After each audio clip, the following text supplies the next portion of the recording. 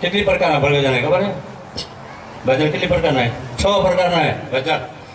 એક મુખથી થાય, એક કંઠથી થાય, એક હૃદયથી થાય, એક નાભીમાંથી થાય, એક ભગવાનના મૂર્તિ મળીને થાય, એક સત્તારૂપ થઈને થાય, એક ભગવાનની મૂર્તિમાં રહીને થાય. ભગવાનની મૂર્તિની અંદર રહીને, બહાર નહીં. આવડે રહેતા? મૂર્તિની અંદર રહેતા આવડે? શીખ્યા? મૂર્તિની અંદર રહેવું હો. આ બેઠા શીખી લેજો, પછી મોકો નહીં આવે. ઓળખવા તો ઓળખી લેજો. આ બધા બેઠા